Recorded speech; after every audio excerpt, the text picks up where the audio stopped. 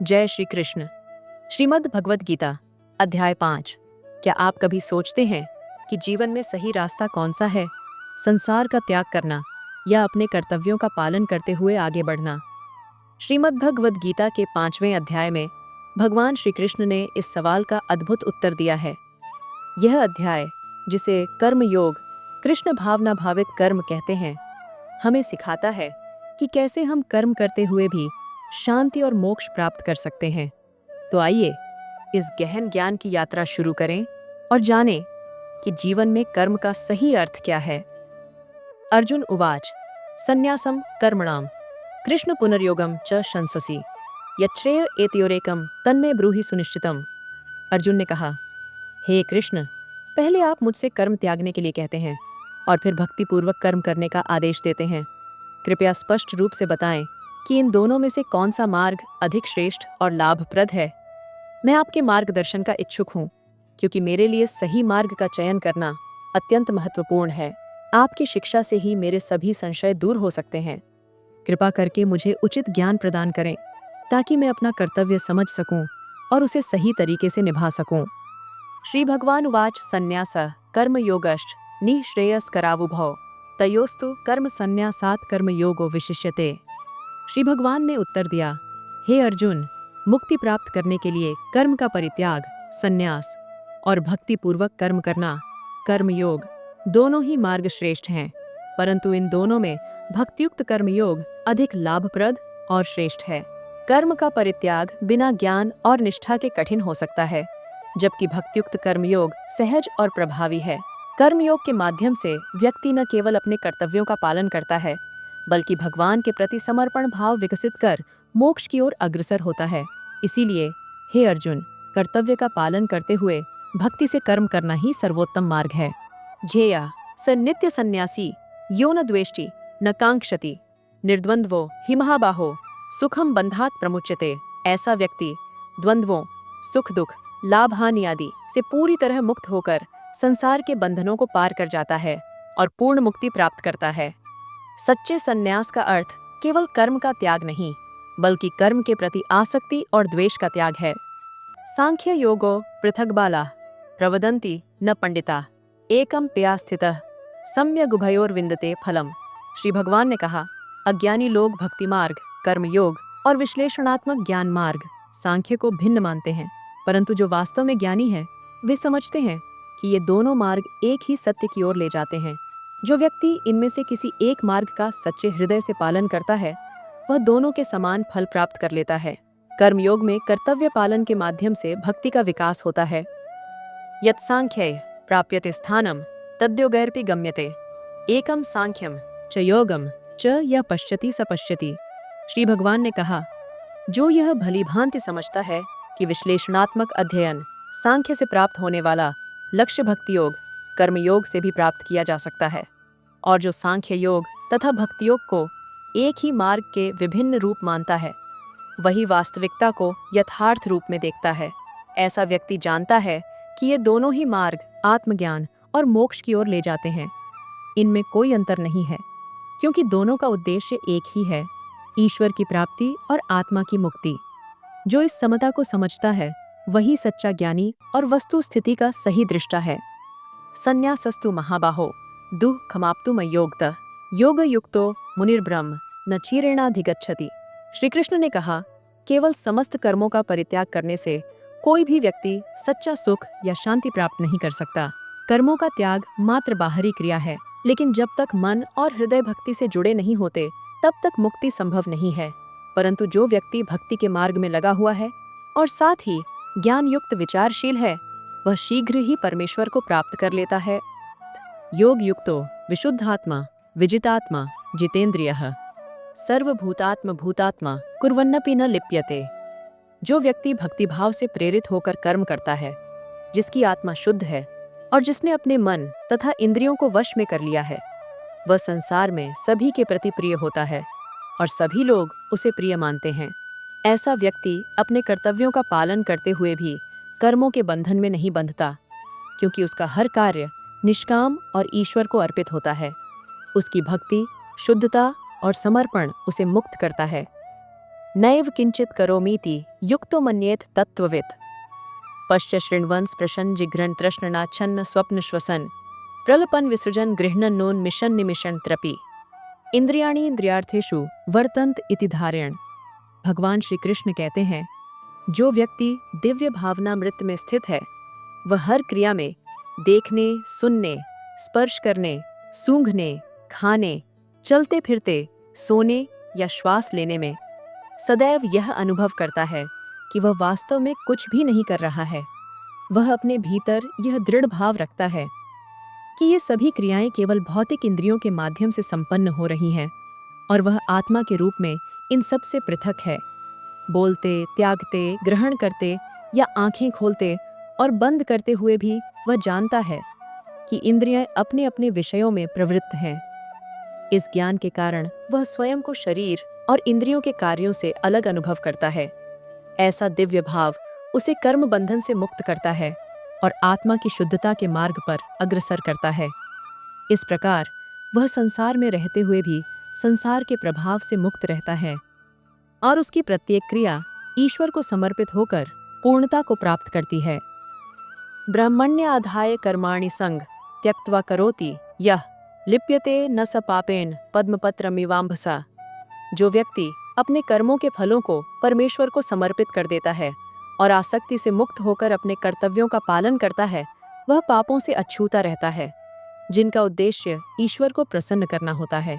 जैसे कमल का पत्ता पानी में रहते हुए भी उस पर अटूट नहीं होता, वैसे ही इस प्रकार से कर्म करने वाला व्यक्ति सांसारिक बंधनों और पापों से मुक्त रहता है। यह दृष्टिकोण हमें सिखाता है कि कर्म करना अनिवार्य है, लेकिन फल की चिंता छोड़कर ईश्वर पर भरोसा करना चाहिए। कायेन मनसा बुद्ध्या केवलैरिन्द्रियैरपि योगिनः कर्म कुर्वन्ति संग त्यक्त्वात्म शुद्धये। योगीजन हर प्रकार की आसक्ति से मुक्त होकर अपने शरीर, मन, बुद्धि और इंद्रियों का उपयोग केवल आत्मशुद्धि के लिए करते हैं। उनके सभी कर्म व्यक्तिगत लाभ या सांसारिक इच्छाओं से परे होते हैं और आध्यात्मिक उन्नति के उद्देश्य से प्रेरित होते हैं। ऐसा जीवन जीते हुए वे समर्पण और संतुलन का आदर्श स्थापित करते हैं। युक्तः कर्म फलम त्यक्त्वा शांतिमाप्नोति नैष्ठिकीम्। अयुक्तः कामकारेण फले सक्तो निबध्यते। निश्चल भक्त शुद्ध और स्थायी शांति प्राप्त करता है, क्योंकि वह अपने सभी कर्मों के फल भगवान को अर्पित कर देता है। इसके विपरीत जो व्यक्ति भगवान से जुड़ा हुआ नहीं होता और अपने श्रम के परिणामों की कामना करता है, वह अपने कर्मों के बंधन में फंस जाता है। ऐसा व्यक्ति मोह और आसक्ति के कारण शांति से वंचित रह जाता है। सर्वकर्माणि मनसा सन्न्यस्यास्ते सुखम वशी नवद्वारे पुरे देहि नैव कुर्वन्न कार्यण। जब देहधारी जीवात्मा अपनी स्वाभाविक प्रवृत्तियों और इच्छाओं को वश में कर लेता है और मन से सभी कर्मों का त्याग कर देता है, तब वह इस 9 द्वारों, 2 आंखें, 2 नथुने, 2 कान, 1 मुंह, गुद्दा तथा उपस्थि वाले शरीर रूपी नगर में सुखपूर्वक निवास करता है। ऐसा व्यक्ति अहंकार से मुक्त होकर स्वयं को कर्ता नहीं मानता और न ही किसी कार्य में आसक्त होता है। वह शांत चित्त और संतुलित दृष्टि से जीवन का आनंद लेता है। न कर्तृत्वम न कर्माणि लोकस्य सृजति प्रभु न कर्मफल संयोगम स्वभावस्तु प्रवर्तते। शरीर रूपी नगर का स्वामी देहधारी जीवात्मा न तो स्वयं किसी कर्म का सृजन करता है, न ही किसी को कर्म करने के लिए प्रेरित करता है और न ही कर्म के फल की रचना करता है। ये सभी कार्य प्रकृति के 3 गुणों सत्व, रजस और तमस के प्रभाव से स्वाभाविक रूप से संपन्न होते हैं। जीवात्मा तो मात्र साक्षी रूप में है, जो इन घटनाओं को देखता है, लेकिन उनका कर्ता नहीं है। प्रकृति के ये गुण ही जीव को कर्म करने के लिए प्रेरित करते हैं और उसी के अनुसार फल का निर्धारण करते हैं। यदि जीवात्मा प्रकृति के प्रभावों से अज्ञानवश अपने को कर्ता मान लेता है, तो वह कर्मों के बंधन में बंध जाता है। लेकिन जब वह इस सत्य को समझ लेता है, तब वह अपने वास्तविक स्वरूप में स्थित होकर मुक्त और शुद्ध हो जाता है। नादत्ते कस्यचित् पापम न चैव सुकृतम विभु अज्ञानेनावृतम ज्ञानम तेन मुह्यन्ति जन्तवः। परमेश्वर न तो किसी के पापों को अपने ऊपर लेता है और न ही किसी के पुण्यों को। वह साक्षी स्वरूप है, जो प्रत्येक जीव को उसके कर्मों के अनुसार फल प्रदान करता है। जीवात्मा स्वयं ही अपने अच्छे या बुरे कर्मों के परिणामों का भोग करता है, लेकिन देहधारी जीव अज्ञान के आवरण से ढका हुआ होने के कारण अपने वास्तविक स्वरूप को नहीं पहचान पाता। यह अज्ञान उसके ज्ञान को आच्छादित कर देता है और वह स्वयं को केवल शरीर, मन और इंद्रियों तक सीमित मान लेता है। यही अज्ञान उसे मोहग्रस्त कर देता है, जिससे वह सांसारिक बंधनों और दुखों में फंस जाता है। जब जीव अपने अज्ञान को दूर करता है और आत्मज्ञान प्राप्त करता है, तब उसे यह समझ में आता है कि वह वास्तव में अनंत, शुद्ध और स्वतंत्र है।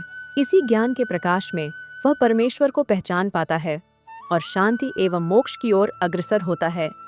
ज्ञानेन तु तदज्ञानम येषां नाशितमात्मनः तेषामादित्यवज्ञानम प्रकाशयति तत्परम। किंतु जब कोई व्यक्ति उस दिव्य ज्ञान से प्रबुद्ध हो जाता है जो अविद्या, अज्ञान का नाश करता है, तब उसके ज्ञान से संपूर्ण ब्रह्मांड और उसका वास्तविक स्वरूप उसी प्रकार प्रकट हो जाता है जैसे सूर्य के उदय से दिन के समय सारी वस्तुएं प्रकाशित हो जाती हैं। जब यह ज्ञान हृदय में जागृत होता है तो आत्मा की वास्तविकता और परम सत्य का उद्घाटन होता है। यह ज्ञान अंधकार को दूर करता है और जीवात्मा को उसके सच्चे रूप में स्थित करता है। जैसे सूर्य के प्रकाश से अंधकार नष्ट हो जाता है और हमें सब कुछ स्पष्ट दिखाई देता है, वैसे ही इस उच्चतम ज्ञान से जीवन के सभी रहस्यों का ज्ञान प्राप्त होता है और जीव आत्मा की शुद्धता को पहचानता है। तद्बुद्धयस्तदात्मानस्तन निष्ठास्तत्परायणा गच्छन्त्य पुनरावृत्तिं ज्ञान निर्धूतकल्मषा। जब मनुष्य की बुद्धि, मन, श्रद्धा और शरण पूरी तरह भगवान में स्थिर हो जाती है, तभी वह पूर्ण ज्ञान के माध्यम से समस्त पापों और अशुद्धियों से मुक्त हो जाता है। भगवान में ध्यान लगाने से मनुष्य के भीतर की अशांति समाप्त होती है और उसकी आत्मा शुद्ध हो जाती है। ये शुद्धि केवल बाहरी कर्मों से नहीं, बल्कि आंतरिक विश्वास और भक्ति से संभव होती है। जब मनुष्य भगवान को अपना एकमात्र सहारा मानता है, तब उसकी श्रद्धा दृढ़ होती है और उसका मन नकारात्मक विचारों से मुक्त हो जाता है। इस स्थिति में मनुष्य समस्त सांसारिक मोह और बंधनों से ऊपर उठकर आत्मा के वास्तविक स्वरूप को पहचानने लगता है। भगवान में स्थिर मन और बुद्धि मनुष्य को न केवल पापों से मुक्त करती है, बल्कि उसे सत्य, शांति और मुक्ति के मार्ग पर भी आगे बढ़ाती है। यही मानव जीवन का सर्वोच्च उद्देश्य है। विद्या विनय संपन्ने ब्राह्मणे गवि हस्तिनी शुनि चैव श्वपाके च पंडिताः समदर्शिनः। विनम्र साधु पुरुष अपनी आध्यात्मिक ज्ञान और विवेक के कारण संसार के सभी प्राणियों को समान दृष्टि से देखते हैं। उनके लिए विद्वान और विनीत ब्राह्मण, गाय, हाथी, कुत्ता और चांडाल में कोई भेद नहीं होता। उनका संभव इस बात पर आधारित होता है कि परमेश्वर परमात्मा रूप में हर एक के हृदय में स्थित हैं। इस कारण वे बाहरी भेदभाव, रूप, जाति और सामाजिक स्थिति से ऊपर उठकर सभी के प्रति समान भाव रखते हैं। उनकी दृष्टि में प्रत्येक प्राणी एक समान सम्मान और प्रेम का अधिकारी है। ऐसा दृष्टिकोण न केवल उनकी आत्मिक महानता को दर्शाता है, बल्कि यह समाज के लिए आदर्श भी प्रस्तुत करता है, जो मानवता और समरसता की भावना को बढ़ावा देता है। इहैव तैर्जितः सर्गो येषां साम्ये स्थितं मनः निर्दोषम हि समम ब्रह्म तस्माद् ब्रह्मणि ते स्थिता। भगवान श्री कृष्ण कहते हैं, जिनके मन एकत्व और समता में स्थिर हो चुके हैं, उन्होंने जन्म और मृत्यु के बंधनों पर विजय प्राप्त कर ली है। ऐसे ज्ञानी व्यक्ति ब्रह्म के समान शुद्ध और निर्दोष होते हैं। उनका चित्त सदा ब्रह्म में स्थित रहता है और वे संसार के द्वंद्वों से परे हो जाते हैं। वे न सुख में हर्षित होते हैं, न दुख में विचलित। उनकी चेतना शाश्वत सत्य में लीन रहती है। न प्रहृष्येत प्रियम प्राप्य नोद्विजेत प्राप्य चाप्रियम। स्थिर बुद्धिर सम्मूढ़ो ब्रह्मविद ब्रह्मणि स्थितः। जो व्यक्ति प्रिय वस्तु को पाकर हर्षित नहीं होता और अप्रिय को पाकर विचलित नहीं होता, वही सच्चे अर्थों में स्थिर बुद्धि कहलाता है। ऐसा व्यक्ति मोह और आसक्ति से मुक्त होता है और सांसारिक द्वंद्वों से परे होकर शांतचित्त रहता है। भगवत विद्या का ज्ञान प्राप्त कर वह समझ जाता है कि संसार की वस्तुएं नित्य और स्थायी नहीं हैं। इसलिए वह न सुख में उन्मत्त होता है और न दुख में अधीर। बाह्य स्पर्शेष्वसक्तात्मा विन्दत्यात्मनि यत् सुखम ब्रह्म योग युक्तात्मा सुखमक्षयमश्नुते। ऐसा मुक्त पुरुष भौतिक इंद्रिय सुख की ओर आकर्षित नहीं होता, क्योंकि वह जानता है कि ये सुख क्षणभंगुर और अस्थायी है। वह सदैव समाधि की अवस्था में रहता है और अपने भीतर ही आत्मानंद का अनुभव करता है। स्वरूप सिद्ध व्यक्ति अपनी आत्मा के वास्तविक स्वरूप को पहचान कर परब्रह्म में एकाग्र चित्त रहता है। उसकी चेतना स्थायी शांति और आनंद में लीन होती है और वह बाहरी परिस्थितियों से प्रभावित नहीं होता। ये ही संस्पर्शजा भोगा दुःखयोन एव ते आद्यन्तवन्तः कौन्तेय न तेषु रमते बुद्ध। बुद्धिमान व्यक्ति उन दुखों के कारणों में भाग नहीं लेता जो भौतिक इंद्रियों के संसर्ग से उत्पन्न होते हैं। हे कुंती पुत्र, इसलिए जो व्यक्ति चतुर और विवेकी होता है वह इन अस्थायी भोगों में आनंद नहीं लेता। वह जानता है कि भौतिक भोगों का एक निश्चित प्रारंभ और अंत होता है। इससे कोई स्थायी शांति या संतोष नहीं मिल सकता। इस प्रकार वह अपने मन को भौतिक इच्छाओं से परे रखता है और सच्चे शाश्वत सुख की प्राप्ति के लिए आत्मा की ओर उन्मुख होता है। शक्नोति हैव यसोढ़ूं प्राक्शरीर विमोक्षणात् काम क्रोधोद्भवम वेगम संयुक्तः स सुखी नरः। यदि मनुष्य इस शरीर को त्यागने से पहले अपनी इंद्रियों, इच्छाओं और क्रोध के वेग पर विजय प्राप्त कर ले तो वह इस संसार में वास्तविक सुख का अनुभव कर सकता है। इंद्रियां स्वाभाविक रूप से भौतिक सुखों की ओर आकर्षित करती हैं। इसी प्रकार अनियंत्रित इच्छाएं लालच उत्पन्न करती हैं और क्रोध जीवन में संघर्ष और तनाव को जन्म देता है। लेकिन इंद्रियों और मन को साधने वाला व्यक्ति इस संसार में शांतिपूर्ण और आनंदमय जीवन जी सकता है। योऽन्तः सुखोऽन्तरा रामस्तथान्त ज्योतिरेव यः स योगी ब्रह्म निर्वाणम ब्रह्मभूतोऽधिगच्छति। जो व्यक्ति अपने अंतःकरण में स्थायी सुख का अनुभव करता है, जो कर्मठ होते हुए भी अपने भीतर के आनंद में रमण करता है और जिसका ध्यान हमेशा अंतर्मुखी होकर आत्मा के सत्य को जानने में लगा रहता है, वह वास्तव में पूर्ण योगी कहलाता है। उसकी साधना और कर्म उसे परब्रह्म की ओर अग्रसर करते हैं। इस स्थिति में पहुंचने वाला योगी न केवल अपने बंधनों से मुक्त होता है बल्कि परब्रह्म में विलीन होकर अंतिम मोक्ष प्राप्त करता है। उसकी आत्मा और ब्रह्म एकाकार हो जाते हैं और वह ब्रह्म स्वरूप को प्राप्त कर लेता है। यही सच्ची योग साधना और जीवन का परम लक्ष्य है। लभन्ते ब्रह्म निर्वाणम ऋषयः क्षीण कल्मषा छिन्न द्वैधा यथात्मानः सर्वभूतहिते रथा। जो व्यक्ति संशय से उत्पन्न होने वाले द्वैत और भ्रम से परे हैं, जिनका मन आत्म साक्षात्कार के ज्ञान में स्थिर है, जय कल्याण में लगे रहते हैं और पाप से पूर्णतः मुक्त हो चुके हैं, वे ही ब्रह्म निर्वाण अर्थात परम मुक्ति को प्राप्त करते हैं।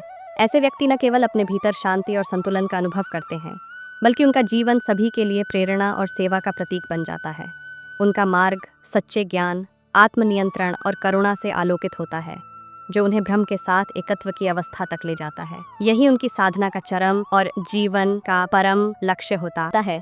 काम क्रोध विमुक्तानाम यतीनाम यतचेतसाम अभितो ब्रह्मनिर्वाणम वर्तते विदितात्मनाम। जो व्यक्ति क्रोध और समस्त भौतिक इच्छाओं से पूरी तरह मुक्त हैं, जो आत्म संयम में स्थित रहते हैं और अपने वास्तविक स्वरूप को पहचान चुके हैं, वे जीवन में सच्ची सिद्धि की ओर अग्रसर होते हैं। ऐसे व्यक्तियों का समर्पण और निरंतर प्रयास उन्हें आध्यात्मिक पूर्णता के निकट ले जाता है। उनकी साधना, संयम और धैर्य यह सुनिश्चित करते हैं कि निकट भविष्य में वे मुक्ति को अवश्य प्राप्त करेंगे। यही उनकी आत्मा की साधना का चरम लक्ष्य और उनके प्रयासों का सुफल है। स्पर्शान कृत्वा बहिर्बाह्यांश चक्षुश्चैवान्तरे ध्रुवो प्राणापानो स्मौ कृत्वा नासाभ्यन्तरचारिणो यथेन्द्रिय मनोबुद्धिर्मु निर्मोक्ष प्रायण विगतेच्छा भयक्रोधो यह सदा मुक्त एव स। जो योगी अपने मन और इंद्रियों को बाहरी विषयों से पूरी तरह हटा लेता है, वह सच्चे ध्यान और आत्म संयम का मार्ग अपनाता है। अपनी दृष्टि को भौहों के मध्य में केंद्रित करके वह अपने चित्त को एकाग्र करता है। प्राण और अपान वायु को नासिका के भीतर नियंत्रित रखते हुए वह अपने शरीर और मन को पूरी तरह साध लेता है। जो व्यक्ति अपने मन, इंद्रियों और बुद्धि को वश में कर लेता है, जो व्यक्ति निरंतर इस अवस्था में रहता है, वह सांसारिक बंधनों से परे होकर शाश्वत शांति और मुक्ति को प्राप्त करता है। यह उसकी तपस्या, संयम और ध्यान का प्रतिफल है, जो उसे वास्तविक स्वतंत्रता और आध्यात्मिक पूर्णता तक ले जाता है और सच्चे अर्थों में मुक्ति प्राप्त करता है। भोक्तारम यज्ञ तपसाम सर्वलोक महेश्वरम सुहृदम सर्वभूतानाम ध्यात्वा माम शांति मृच्छति। भगवान श्री कृष्ण ने कहा, जो व्यक्ति मुझे समस्त यज्ञों और तपस्याओं का परम भोक्ता, समस्त लोकों और देवताओं का परमेश्वर तथा सभी जीवों का उपकारी और हितैषी जानकर इस सत्य को समझकर मेरी भक्ति करता है, वह मेरे प्रेम और कृपा से पूर्ण हो जाता है। वह व्यक्ति मेरे भावनामृत से पूर्ण होकर भौतिक दुखों से मुक्त हो जाता है और शांति प्राप्त करता है। उनकी भक्ति ही आत्मा की मुक्ति और शाश्वत शांति का मार्ग है। इस प्रकार श्रीमद् भगवद गीता के अध्याय 5 कर्मयोग कृष्ण भावना भावित कर्म का भक्ति वेदांत तात्पर्यपूर्ण हुआ। इसमें भगवान श्री कृष्ण ने यह बताया कि केवल कर्मों को छोड़ने से मुक्ति नहीं मिलती, बल्कि हमें अपने कर्मों को सही दृष्टिकोण से करना होता है और अपने मन को संतुलित और शांत रखना चाहिए। जो व्यक्ति अपने कर्मों को ईश्वर के प्रति समर्पित करता है बिना किसी परिणाम की इच्छा के, वही सच्चा सन्यासी है। भगवान श्री कृष्ण यह भी बताते हैं कि संतुलित जीवन जीने वाला व्यक्ति जो न तो अत्यधिक कर्मों में लिप्त होता है और न ही संन्यास में आत्मज्ञान की ओर बढ़ता है। जय श्री कृष्ण।